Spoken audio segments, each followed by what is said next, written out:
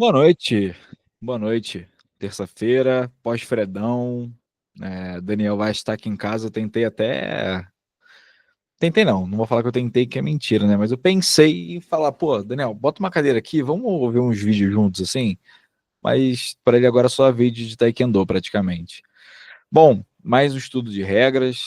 Agora a gente está entrando numa fase muito importante do ano, que é a fase de playoffs, né?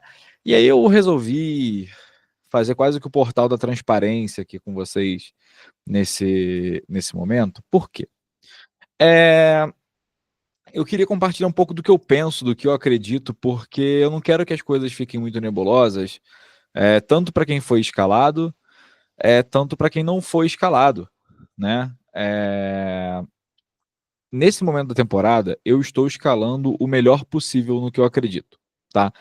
Então, assim, é, não vou fazer loucura, não vou fazer. é, Não vou dar cambalhota, mas estou fazendo o que a gente pode aí com o dinheiro que a gente tem, né? Então a intenção, por exemplo, é usar os orçamentos que a gente teve durante a temporada regular, só que mudando as peças desse tabuleiro, né? Então a gente teve aí na Conferência Sul, para Florianópolis, a gente tem o pessoal do Rio Grande do Sul vindo em vez de levar um carro de Curitiba, né? O Anderson já vai estar na cidade, então é menos um gasto com alimentação, esse tipo de coisa, né? E aí o pessoal vai ficar na casa do Anderson, por exemplo. Pô, caramba, uma mão na roda, né? Toda a comunidade se ajudando nesse momento e tal. Mas o que importa para mim nesse momento? Eu quero escalar os melhores possíveis, tá? Querer escalar os melhores possíveis dá muito trabalho, né? Porque vai ter muita gente que vai falar, nossa, que injustiça, tal, o nome não estava, né? É, mas o importante eu quero que as equipes, né, tenham principalmente dois perfis, né, de árbitros. Um que sejam árbitros que sejam decisores, né, e decisivos, né? Não decisivos do tipo assim, esse cara vai resolver um jogo, mas que esses caras não se omitam num jogo, né? E o outro tipo de árbitro que eu quero são árbitros que merecem a chance de mostrar algum potencial que já apresentaram durante o ano, né? Então, vou dar muita oportunidade para a molecada nova, seja na D1, seja na D2, seja na D3, seja no feminino, né? Quem está pedindo passagem vai ganhar oportunidade, né? Então, e assim, poxa, se você não fez um ano legal, os teus jogos não tinham ritmo, os teus jogos não tinham boas aplicações, os seus jogos demoravam muitos processos, cara, possivelmente você não está nessa listagem de árbitros que vão estar aí as finais de campeonato. Óbvio, né? Eu quero que colocar todo mundo que eu puder, pelo menos numas quartas de final, numa semifinal, D2, D3 e tal. Todo mundo merece rodar um pouquinho aí nesse final de ano, mas semifinal de campeonato, final de campeonato, cara, eu vou pro best 7, best 8 do que eu puder, né? Já estou fechando a maioria das escalas que eu posso fechar. Estou conversando com o Jean, compartilhei com ele a planilha que eu tenho aqui com os nomes para cada uma das escalas e tal. E vamos que vamos, né? Fazer um grande ano. E principalmente, pessoal, eu não quero uma equipe com 8 grandes aplicadores de regras, sabe? Mas eu quero equipes que as pessoas não se escondam, que as pessoas saibam o que estão fazendo, que os processos sejam bons, sabe? Se você não fez muito esforço durante o ano, também, sinceramente, não espere que você vai estar numa escala, sabe?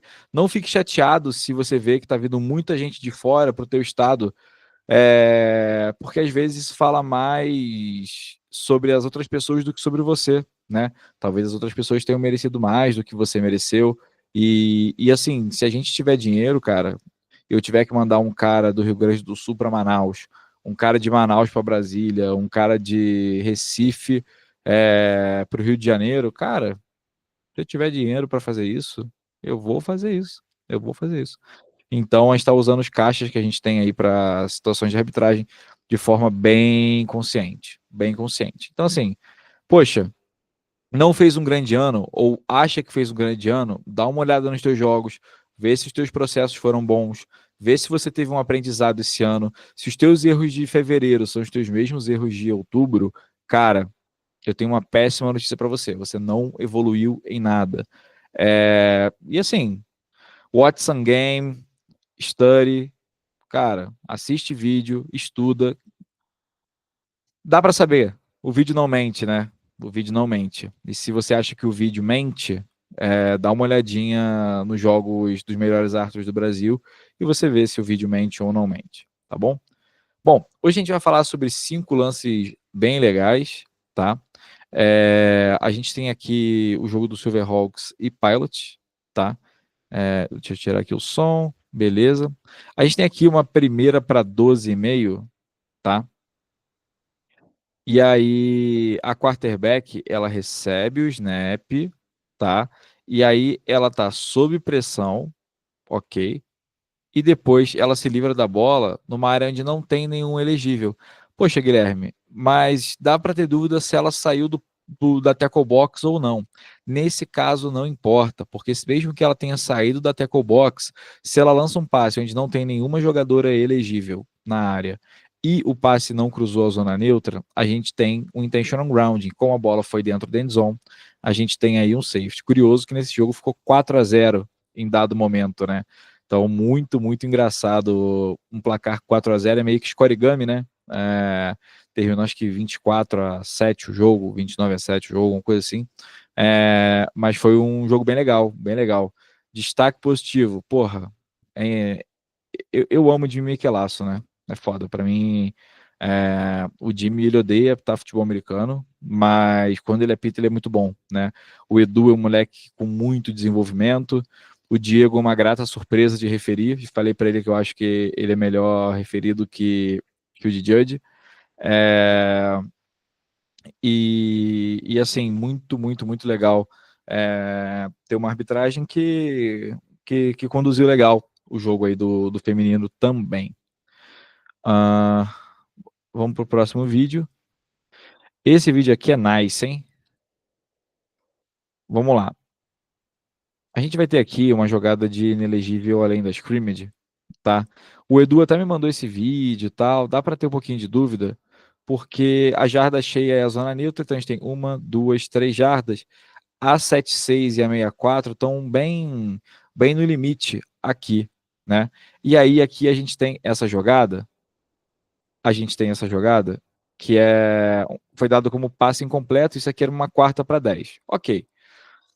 Dá para ter dúvida sobre isso aqui ser um passe completo ou não, tá? O que eu acho, tá? O que eu acho é um lance muito difícil, tá?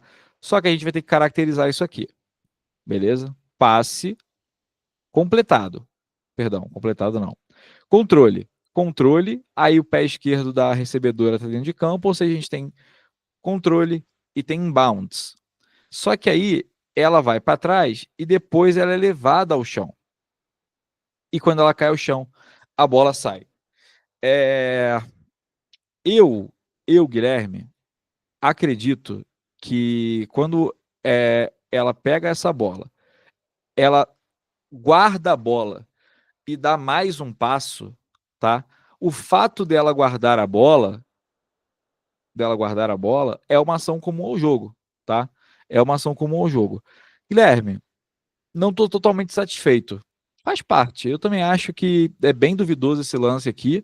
E para fins de avaliação, a gente pode chamar isso até como uma marginal call, né? Aquela que pode ser e pode não ser. Beleza? Pessoal, aqui, poxa, na hora de tirar o 10, aqui a gente teve um vacilinho, tá? Tem aqui o punch, beleza? E a jogadora do time A, ela toca na bola na jarda 41. Essa bola meio que vai para frente ainda, e aí ela recupera essa bola na jarda 44, tá? A back judge vem para a jarda 45, beleza? Só que o side vai lá para 41. Cara, perfeito. Nota 10. Por quê? Violação de toque legal. O time A toca nessa bola, uma violação que dá ao time de retorno o direito de colocar a bola em jogo no ponto da violação. que é ali a jarda 41, onde o side judge está guardando o spot. Só que aí, o umpire vai para o ponto onde a back judge está, normal, o side judge está pedindo, mas ele meio que do tipo, cara, deixa para lá então. Só que aí é a hora que você fala, ó, este aqui é o ponto da violação do toque legal, aonde vocês estão colocando a bola é onde acabou a jogada. O melhor ponto para o ataque é na 41 e não na 45, tá? Então a gente não pode acabar se escondendo dessa situação, tá? E precisa sempre se comunicar da melhor forma possível. Mais uma jogada aqui de processo de recepção. Bem legal essa jogada aqui. E bem difícil de definir também. 35-6, terceiro quarto, handoff, passe. E aí, o Abnerzão como head, quem lembra do Abner? Como head, ele dá aqui como passe incompleto. Ele aponta para o side não é decisivo nesse momento, e aí é onde a gente fala sobre ter certeza. Nesse caso, o cara tá em dúvida, sinal de timeout, vai lá e conversa, tá? Mas a gente precisa pelo menos mostrar que a gente, se a gente está em dúvida, a gente tem que mostrar que a gente vai conversar aqui pelo menos, beleza? Vai ter aqui um outro ângulo, e aí eu quero trazer os 2 centavos que eu até trouxe para a equipe, tá? Excelente mecânica do Abnerzão. O meu ponto aqui é o seguinte, tá? Esse cara, ele tem o controle da bola no campo de jogo, tá? Nesse momento aqui, a gente não tem a certeza, né? A bola até aparece aqui, ó. Só que a gente não tem certeza se isso aqui é linha de gol. Vamos julgar que fosse, tá? O grande ponto para mim aqui é o seguinte. Isso aqui tá em câmera lenta e tal, mas o que eu quero chegar é, se esse jogador faz uma ação comum ao jogo de virar e ele alcança a linha de gol, ele teve tempo suficiente de performar essa ação.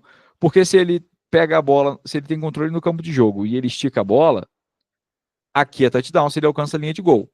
Só que se essa bola estava solta, é um passe incompleto. A única opção que a gente não tem aqui é a de touchback. Porque ou ele já estava na linha de gol com o controle da bola, ou ele nunca teve controle da bola na linha de gol, tá? É uma chamada difícil, mas eu acho que aqui poderia ter sido touchdown. Aqui a gente tem uma chamada muito interessante do Anderson como line judge, tá? E aí isso aqui faz, poxa, muita diferença, por exemplo, na aplicação do ponto básico. Primeira coisa, isso aqui é uma terceira descida, tá? Vai ter uma face mask no defensor na hora que ele está tentando interceptar um passe. E aí o jogador de ataque faz a face mask aqui, o número 6. No momento em que a bola está no ar, a face mask é puxada e cai o passe incompleto, a gente só tem um ponto de aplicação possível. O ponto de aplicação possível aqui é, para o vídeo, pensa. E você de novo não parou o vídeo, né? Bom, o ponto de aplicação que a gente tem aqui é o ponto anterior, porque o ponto básico, tá, de uma jogada de passe é o ponto anterior. A falta foi do time com posse, tá? A falta foi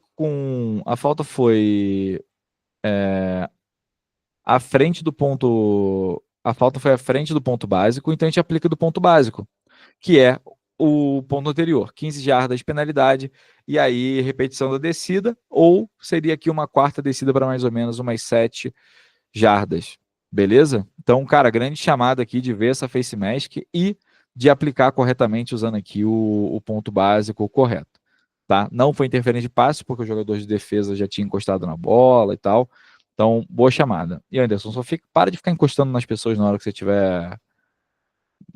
estiver aplicando uma penalidade. Parece pessoal demais o negócio. Chega, aplica sem muita ladainha, sem muito lero-lero. Beleza? Pessoal, aqui fora apitar nesse fim de semana. Um grande abraço a todos vocês. Foi um prazerzaço, talvez um estudo mais curto de todos. Quanto mais curto o estudo, melhor, né? Graças a Deus. Grande beijo. Tchau, tchau.